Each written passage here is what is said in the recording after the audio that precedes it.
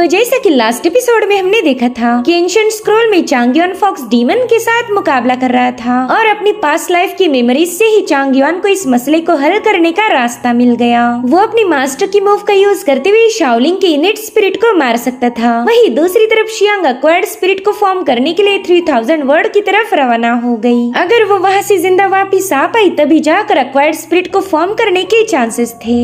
अब आगे तो इस एपिसोड की शुरुआत में हम देख पाते हैं कि चांगयोन अपनी स्पिरिचुअल पावर का यूज करते हुए फॉक्स डीमन को टॉर्चर कर रहा है। वो फॉक्स डीमन उसे बता रही थी कि अगर तुम नहीं रुके तो तुम्हारी शाओलिंग भी मारी जाएगी। क्या तुम वाकई उसे मारने के लिए तैयार हो? यहाँ पर शाओलिंग भी चांगयोन से बात कर रही थी। वो कहती सीनियर इस फॉक्स डीमन की बातें ना सुने, मैं चाहती हूँ कि आप इस इनेट स्पिरिट को खत्म कर दो। ये सुनते साथ ही फॉक्स डीमन चांगयोन से कहने लगी कि प्लीज मुझे जिंदा छोड़ो और मैं इसकी बॉडी से चली जाऊंगी। हालांकि शाओलिंग अब पीछे हटने के लिए तैयार नहीं थी। वो चांगयोन से कहने लगी कि स्पिरिट की वजह से मैं काफी ज्यादा परेशान हूँ, प्लीज आप इसे मार दीजिए। तो चांगयोन उसकी बात मानते हुए स्पिरिट को शाओलिंग की बॉडी से बाहर निकालने लगा। यहाँ पर फॉक्स डीमन को समझ आ चुका था कि वो चांगयोन का मन नहीं बदल सकती, इसलिए वो चांगयोन से कहने लगी कि तुम कल्टीवेशन की सबसे लोअर लेवल पर हो, तुम्हें क्या लगता है इस पावर के साथ तुम मुझे मार पाओगे? जिस पर चांगयोन कह रहा था कि जब तक तुम शाओलिंग की बॉडी में हो तब तक ही तुम स्ट्रॉन्ग रहोगी, इसलिए अब तुम्हें बाहर पुल करने के अलावा मेरे पास और कोई ऑप्शन नहीं। जिस पर फॉक्स डीमन कह रही थी चांगयोन इनेट स्पिरिट को बॉडी से अलग करना हेवन के खिलाफ है, अगर तुमने ऐसा किया तो तुम भी मारे जाओगे।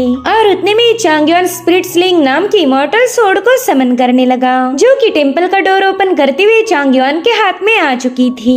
उस सोर्ड की डोमिनेटिंग ऑरा को महसूस करते ही फॉक्स डीमन काफी ज्यादा पैनिक होगी। वो उससे पूछती कि बताओ ये किसकी सोर्ड है, और इस मोमेंट पर चांगयोन को उसके मास्टर की याद आने लगी। मास्टर ने उसे बताया था कि ये मेरी सोर्ड है और साथ ही साथ मेरा कॉफिन भी। और फिर चांगयोन उसी स्पिरिट सोर्ड से सीधा फॉक्स डीमन पर अटैक कर देता है। अब ये सीन यहीं पर कट होकर हमें 9 स्पिरिट प्लेटफॉर्म दिखाए गए, जहाँ पर मौजूद 9 स्टैच्यूज में से उनकी स्पिरिट बाहर आकर एक साथ मर्ज होने लगी। ये सब देखकर तो मास्टर गुइशुआन काफी ज्यादा हैरान थे। वो कहने लगे कि ये तो वही एक्वायर्ड स्पिरिट है जो कि एम्प्रेस शिनजी ने अपनी बेटी शियांग के लिए प्रिपेयर की थी। इसलिए मास्टर ने भी डिसाइड किया कि जब तक एक्वायर्ड स्पिरिट पूरी तरह से फॉर्म नहीं होती तब तक वो इस स्पिरिट को प्रोटेक्ट करेंगे। और उतने में ही पूरा की पूरा जाओ स्टेट शेक होने लगा। इधर लूजिया ने जो शील्ड फॉर्म की थी वो भी टूटकर बिखरने लगी। साथ ही साथ मौसम में ढेर सारे बदलाव हो रहे थे, आसमान से बिजलियां कड़कने लगी और फिर उसी आसमान को चीरते हुए एक हेवनली डीमन बाहर आ जाता है। वो डीमन सीधे 9 स्पिरिट प्लेटफॉर्म की तरफ आगे बढ़ रहा था, जो देखकर लूजिया काफी ज्यादा शॉक हो गई। वहीं पर मास्टर गुइशान भी कंफ्यूज होकर कह रहे थे कि ये डीमन यहाँ पर अपीयर कैसे हुआ, और फिर उन्हें समझ आया कि शायद ये डीमन 9 स्पिरिट की स्पिरिचुअल पावर की वजह से अट्रैक्ट हुआ है। ऐसे हेवनली डीमन स्पिरिचुअल पावर को एब्सॉर्ब करके ही खुद को जिंदा रख सकते हैं, लेकिन मास्टर ने तो अपना मन बना लिया था कि वो किसी भी कीमत पर इस एक्वायर्ड स्पिरिट को प्रोटेक्ट करेंगे। जब तक ये एक्वायर्ड स्पिरिट पूरी तरह से फॉर्म नहीं होता तब तक मास्टर हार नहीं मानने वाले थे, इसलिए वो बर्निंग इंपीरियल जाओ सील को एक्टिवेट करने लगे। वेल इस टेक्निक का इस्तेमाल करने के लिए उन्हें अपना ब्लड एसेंस जलाना होगा। मास्टर गुइशान के समन करने पर हेवनली इंपीरियल सील से एक फिनिक्स बर्ड बाहर आ जाता है। थोड़ी देर में वो फिनिक्स बर्ड मास्टर के पास आकर वैनिश हो गया। दरअसल उस फिनिक्स बर्ड से एक स्पिरिचुअल ब्रश क्रिएट हो गया था और अब मास्टर अपने ब्लड एसेंस का यूज करते हुए इस ब्रश की पावर को एक्टिवेट कर देते हैं। वो इस हेवनली ब्रश का यूज करते हुए कुछ वर्ड लिखना शुरू कर देते हैं, जिसमें उन्हें अपनी ढेर सारी पावर का यूज करना पड़ रहा था। अब वो वर्ड सीधे जाकर उस हेवनली डीमन से टकरा गया। यहाँ पर उन दोनों की पावर्स में जोरदार क्लैश हो रहा था, जिससे रिलीज होने वाला हेवनली प्रेशर इतना ज्यादा भयानक था कि लूजिया प्लेटफॉर्म से दूर होकर भी काफी पीछे तक पुश हो गई। वो कह रही थी शियांग तुम्हें वापस आना ही पड़ेगा, अगर तुमने इस हेवनली डीमन को नहीं रोका तो सब कुछ तबाह हो जाएगा। और उतने में ही प्रिंसेस शियांग उसे नजर आई, जो कि अपने परिंदे पर सवार होकर उसकी तरफ देख प्यारी सी स्माइल कर रही थी। यहाँ पर शियांग 3000 वर्ड को क्रॉस करके पहले एग्जाम को तो पास कर चुकी थी। साथ ही साथ शियांग ने देखा कि मास्टर गुइशान उस हेवनली डीमन को रोकने में लगे हुए थे, तो उसने तुरंत ही उस हेवनली डीमन के सामने जाकर अपनी पावरफुल एनर्जी रिलीज कर दी। जिसके बाद वो प्लेटफॉर्म पर आकर कह रही थी कि हेवनली डीमन तो 9 स्पिरिट की पावर को कंज्यूम करने के लिए काफी जल्दी यहाँ पर पहुँच गया। इसलिए शियांग ने डिसाइड किया कि जब तक एक्वायर्ड स्पिरिट पूरी तरह से फॉर्म नहीं होता तब तक वो इस डीमन का मुकाबला करेगी, जिसके चलते वो बर्ड गॉडेस पर सवार होकर सीधे उस डीमन का मुकाबला करने के लिए रवाना हो गई। यहाँ पर वो हेवनली डीमन उसे पकड़ने की पूरी कोशिश कर रहा था, मगर उतने में ही बर्ड गॉडेस ने उस पर फायर अटैक रिलीज करना शुरू कर दिए। तो शियांग के अटैक को काउंटर करने करने के लिए वो हेवनली डीमन अपनी थर्ड आई का यूज करते हुए उस पर एनर्जी रिलीज करने लगा। ये डिमोनिक पावर इतनी ज्यादा जबरदस्त थी कि बर्ड गॉडेस के सारे फायर अटैक को डिस्ट्रॉय करते हुए सीधे उस पर हिट हो जाती है, जिसके चलते बर्ड गॉडेस बुरी तरह से घायल होकर नाइन स्पिरिट प्लेटफॉर्म पर आकर पटक गई। यहाँ पर वो शियांग को बता रही थी कि एक्वायर्ड स्पिरिट उसके लास्ट स्टेप पर पहुंच चुका है और इसमें तुम्हें उसकी मदद करनी पड़ेगी। जाओ जाकर स्पिरिट को फॉर्म करो। मगर हेवनली डीमन के वहाँ होते हुए ये बिल्कुल भी पॉसिबल नहीं था। तो मास्टर गुईशान प्रिंसेस को बता रही थी कि भले ही मैं इस हेवनली डीमन को मार नहीं सकता, लेकिन मैं थोड़ी देर के लिए इसे बिजी रख सकता हूँ। तब तक आप एक्वायर्ड स्पिरिट को फॉर्म कर लीजिए। तो शियांग अपने मास्टर का शुक्रिया अदा करते हुए सीधे उस स्पिरिट की तरफ रवाना हो गई। वहीं पर मास्टर गुईशान उस हेवनली डीमन का मुकाबला करने के लिए उसके सामने जाकर खड़े हो गए थे। इधर शियांग ने एक्वायर्ड स्पिरिट को फॉर्म करने के लिए अपनी पावर्स उसमें ऐड करना शुरू कर दी। यहाँ पर मास्टर अपनी बची हुई एनर्जी का यूज करते हुए कुछ लेटर्स ड्रॉ करना शुरू कर चुके थे। उन्हें अच्छे से पता है कि इस कोशिश में उनकी जान चली जाएगी, लेकिन शियांग को प्रोटेक्ट करने के लिए वो किसी भी हद तक जा सकते थे। यहाँ पर शियांग 9 स्टेजेस से सारी स्पिरिचुअल पावर लेकर उस स्पिरिट में ऐड करने लगी। जितनी जल्दी ये प्रोसेस पूरी होगी उतनी जल्दी वो चांग युआन की मदद कर सकती थी। तभी उसने देखा कि मास्टर गुईशान बुरी तरह से घायल हो चुके और जिस इंपीरियल सील राइटिंग का यूज कर रहे थे उसने उनके पूरे ब्लड एसेंस को ही खत्म करना शुरू कर दिया। शियांग देखती है कि उसके मास्टर के पास अब काफी कम वक्त बचा है। अगर एक्वायर्ड स्पिरिट जल्दी से फॉर्म हो जाए तो शियांग अपने मास्टर को बचा सकती है। यहाँ पर हम देख पाते हैं कि शियांग काफी ज्यादा इमोशनल हो गई। उसी की वजह से मास्टर गुईशान की जान खतरे में थी। इतना ही नहीं, बर्ड गॉडेस भी बुरी तरह से घायल हो चुकी। वहीं दूसरी तरफ मास्टर गुईशान ब्लड की वोमिटिंग करते हुए एक आखिरी लफ्ज लिखने में लगे हुए थे। यहाँ पर शियांग को उनके साथ बिताए पल याद आने लगे। मास्टर ने हमेशा शियांग को आगाह किया था कि उसने फॉक्स डीमन से थोड़ा सा दूर रहना चाहिए, लेकिन शियांग ने तब उनकी बात नहीं सुनी। यहाँ पर मास्टर अपनी आखिरी सांसें लेते हुए कहने लगे कि प्रिंसेस, मैं सिर्फ ये आखिरी लफ्ज ही आपके लिए लिख सकता हूँ। इसके बाद मेरी बॉडी पूरी तरह से वैनिश हो जाएगी। और फिर मास्टर ने अपने बचे हुए सारे एसेंस का यूज करते हुए जाओ इस वर्ड को कंप्लीट किया। जाओ ये वर्ड सीधे जाकर हेवनली डीमन के माथे पर स्टिक हो गया था। इस एक ही वर्ड में इतना ज्यादा प्रेशर था कि उस हेवनली डीमन को पूरी तरह से सप्रेस करने लगा। वहाँ पर एक जोरदार स्पिरिचुअल एनर्जी का ब्लास्ट होते हुए हेवनली डीमन आसमान में ही कहीं पर गायब हो गया। यानी कि भले ही थोड़ी देर के लिए क्यों न सही, मास्टर गुईशान ने इस हेवनली डीमन को सप्रेस किया। साथ ही साथ हम देख पाते हैं कि मास्टर गुईशान की बॉडी पूरी तरह से वैनिश हो रही। उन्होंने अपने डिसाइपल शियांग को बचाने के लिए खुद को सैक्रिफाइस कर दिया था। इधर शियांग ये सब देखकर काफी ज्यादा रोने लगी, लेकिन वो इस एक्वायर्ड स्पिरिट को फॉर्म करने की प्रोसेस को अधूरा नहीं छोड़ सकती थी। और उतने में 9 स्पिरिट आपस में पूरी तरह से मर्ज हो गए। वहाँ पर एक जोरदार एनर्जी फ्लक्चुएशन होते हुए हम एक एक्वायर्ड स्पिरिट को फॉर्म होता हुआ देख पाते हैं, जो कि ब्लू कलर का फिनिक्स बर्ड था। यहाँ पर शियांग अपने मास्टर की बॉडी की डस्ट को छूना चाहती थी, लेकिन उतने में वो वैनिश हो गई। उनके जाने की वजह से शियांग काफी ज्यादा रोने लगी। उसे ऐसा लग रहा था कि मानो उसी की वजह से मास्टर गुईशान मारे गए हो। और उतने में उसका एक्वायर्ड स्पिरिट उसके पास आ जाता है। शियांग उस फिनिक्स पर अपना हाथ रखते हुए कहने लगी कि आज के बाद तुम मेरी हो। साथ ही साथ शियांग ने इस एक्वायर्ड स्पिरिट का नाम जियो रखा था। शियांग ने अपने मास्टर को तो खो दिया, लेकिन वो चांग युआन को खोना नहीं चाहती थी। उसने देखा कि एंशिएंट स्क्रोल अब ऑलमोस्ट बर्न हो चुका है। थोड़ी देर में ये स्क्रोल पूरी तरह से वैनिश हो जाएगा। इधर स्क्रोल के अंदर हम देख पाते हैं कि चांग युआन उस इनेट स्पिरिट को मारने में फेल हो गया। वो चाहकर भी अपनी जूनियर शाओलिंग को नुकसान नहीं पहुंचा सकता था और उसकी इसी वीकनेस पर वो फॉक्स डीमन हंसने लगी और उसे बताती ही चांग युआन तुम्हारा वक्त अब खत्म हो चुका। देखते ही देखते एंशिएंट स्क्रोल में मौजूद दुनिया भी तबाह होने लगी थी। वहीं पर वो फॉक्स डीमन उसे चिढ़ाते हुए कहने लगी कि तुम्हारे पास स्पिरिट सोर्ड है, मगर फिर भी तुम कभी मुझे मार नहीं पाओगे। और उतने में अचानक से फॉक्स डीमन के अंदर एक सोर्ड पियर्स हो गई। दरअसल ये हमला शियांग ने किया था।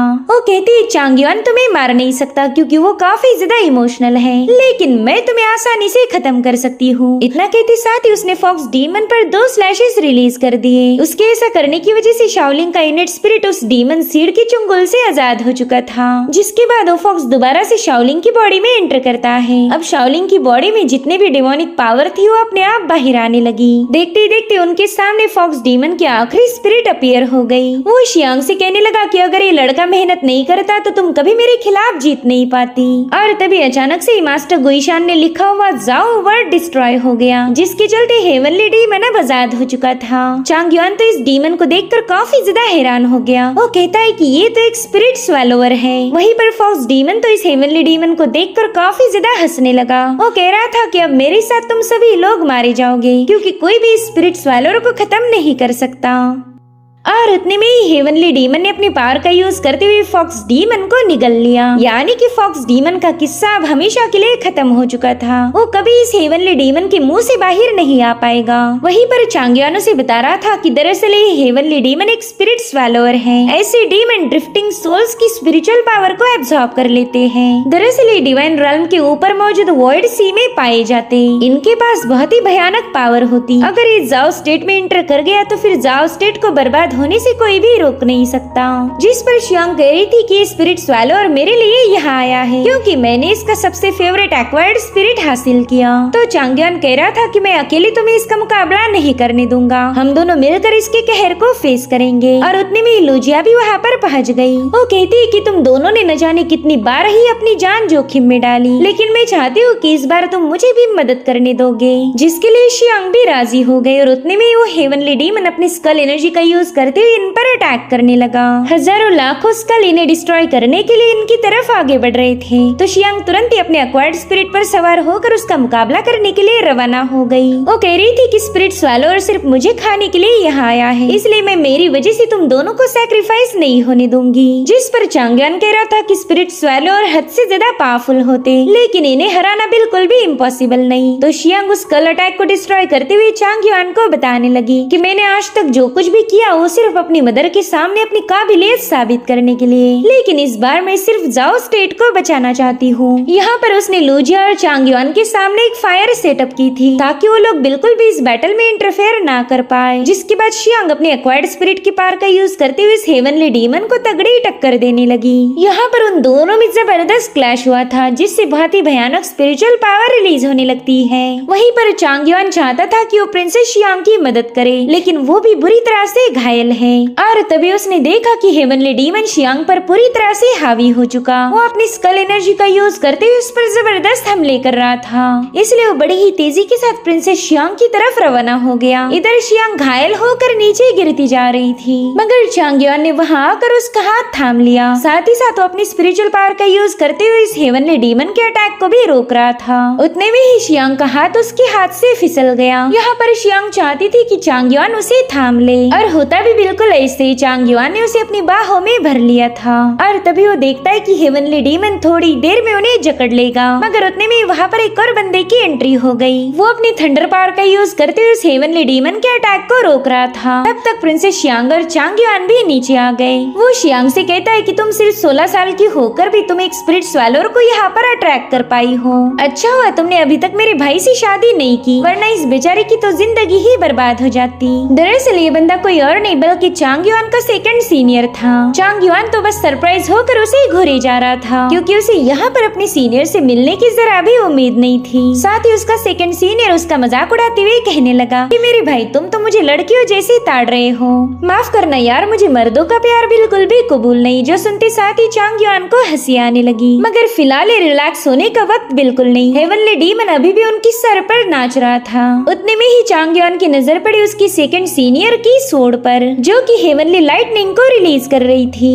इसलिए चांग युआन उस थंडर सोड को उठाकर तुरंत ही वहाँ से रवाना हो गया। साथ ही साथ वो अपने सीनियर से कह रहा था कि इन लोगों का ख्याल रखना, मैं बस थोड़ी देर में आपकी सोड आपको लौटा दूंगा। इधर हेवनली डीमन तुरंत ही अपनी डिमोनिक पावर का यूज करते हुए चांग युआन पर अटैक करना शुरू कर चुका था। हालांकि चांग युआन बड़ी ही तेजी के साथ उसके सारे अटैक को डिस्ट्रॉय करते हुए उसके एकदम करीब पहुंच जाता है। इधर चांग युआन का सीनियर कह रहा था कि तुम्हारी स्पीड तो कमाल की है, अगर तुम थोड़ा सा और पावरफुल होती तो मजा ही आ जाता।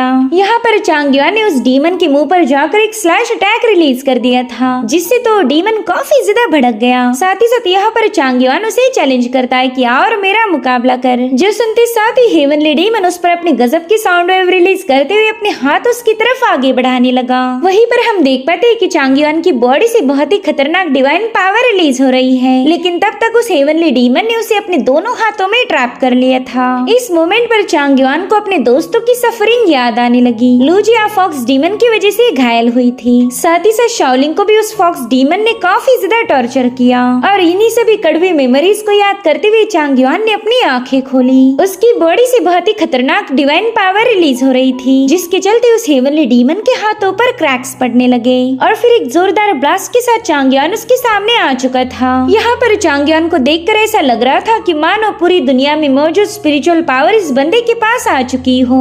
और फिर चांगयुआन ने यहाँ पर अपनी एक हेवी सोर्ड फॉर्म कर ली। तब तक शियांग को भी होश आ चुका था। उसने देखा कि चांगयुआन अकेले ही उस हेवनली डीमन का मुकाबला कर रहा है। इधर चांगयुआन बड़ी ही तेजी के साथ अपनी हेवी सोर्ड से उस फॉक्स डीमन पर अटैक कर चुका था। उसके एक ही डिवाइन स्लैश की वजह से उस हेवनली डीमन की बॉडी पर हजारों क्रैक्स पड़ने लगे। वो हेवनली डीमन काफी बुरी तरह से तड़प रहा था, जिसके बाद वहाँ पर डिवाइन पावर के कई सारे धमाके हो गए और फाइनली वो हेवनली डीमन मारा जाता है। आसमान से गोल्डन रोशनी रिलीज हो रही थी, जो देखकर चांगयुआन के दोस्तों के चेहरे पर स्माइल आ गई। चांगयुआन ने वो कारनामा कर दिखाया था जो कि एक लो लेवल का कल्टीवेटर कभी भी कर नहीं सकता। वहीं पर उसका सेकंड सीनियर उससे पूछ रहा था कि छोटे भाई, क्या तू मुझे बता सकता है कि ये ब्लेड टेक्निक तूने कहाँ से सीखी? जिस पर चांगयुआन कह रहा था, भाई आप तो मेरा मजाक उड़ा रहे हो, ये टेक्निक काफी ज्यादा कच्ची है, मैंने तो बस इसकी फर्स्ट लेवल को ही अचीव किया। जिसके बाद वो अपनी सीनियर की ब्लेड उन्हें वापिस लौटा देता है। यहाँ पर उसका सीनियर कह रहा था कि पता नहीं, मुझे तुम्हारी टोन बिल्कुल हमारे मास्टर जैसी लग रही। तभी चांगयुआन कहता है, सीनियर एक बार आपने मुझे बताया था कि डिवाइन रल्म के बाहर जो दुनिया है वहाँ पर कोई रीइंकार्नेट नहीं हो सकता, लेकिन अब मुझे ऐसा लगता है कि वहाँ पर भी एक नई जिंदगी की शुरुआत होगी। दरअसल वो स्पिरिट स्वैलो और डीमन सभी स्पिरिट्स को कैद रखता था, लेकिन अब उसे खत्म करने की वजह से लोगों को रीइंकार्नेट होना पॉसिबल हो गया। साथ ही साथ वहाँ पर खून की बारिश होना शुरू हो गई, जो देखते साथ ही शियांग तो काफी ज्यादा खुश हो गई। वो कहती ये तो एक डीमन रेन है, ऐसा रेन तभी होता है जब कोई हेवनली डीमन मारा जाए। फाइनली हेवनली डीमन के साथ साथ फॉक्स डीमन का किस्सा भी हमेशा के लिए खत्म हो चुका था। इन सभी योद्धाओं ने अपनी जान पर खेलकर जाओ स्टेट को बर्बाद होने से बचा लिया। अब ये सीन यहीं पर कट होकर हमें लुजिया की आवाज सुनाई देने लगी। वो कह रही थी, चांगयुआन जब मैंने तुम्हें पहली बार देखा था तभी मुझे पता चला कि तुम कोई मामूली बंदे नहीं हो सकते। तुम्हारी आंखें हमेशा शांत थी, मानो वो किसी बीस्ट या फिर डेटी की हो। भले ही तुम कल्टीवेशन की सबसे लोवेस्ट रेल्म पर थे, मगर फिर भी तुमने वो कारनामा कर दिखाया जो कि एक पावरफुल बंदा भी कर नहीं सकता। तुमने हमेशा खुद की जान दांव पर लगाकर अपने दोस्तों को बचाया है।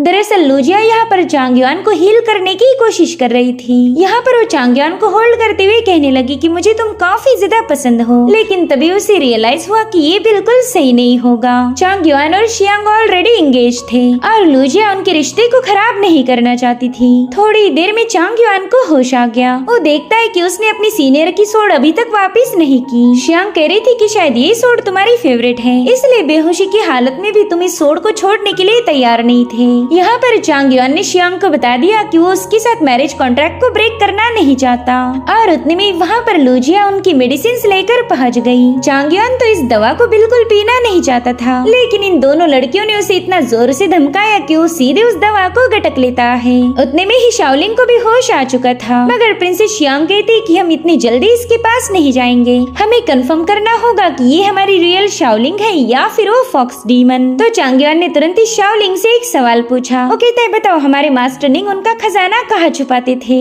जिस पर शाओलिंग कहती किचन के नीचे एक कंपास था और उसी में मास्टर ने अपना सारा खजाना छुपा के रखा था ताकि हम दोनों उसे उड़ा ना पाए। इससे बात साबित हो गई कि शाओलिंग अब पूरी तरह से हील हो चुकी है। फॉक्स डीमन ने इसकी बॉडी पर कब्जा करने की हजारों कोशिशें की थी, लेकिन चांगयुआन के एफर्ट्स के सामने वो हार गया। सो गाइस, ये था ओवर द डिवाइन रेल्म का लास्ट एपिसोड। यहाँ पर इस सीरीज का सीजन 1 खत्म हो जाता है। जब भी इसका सीजन 2 रिलीज होगा हम आपको जरूर से अपडेट करेंगे। Thank you so much for watching. Bye bye, take care.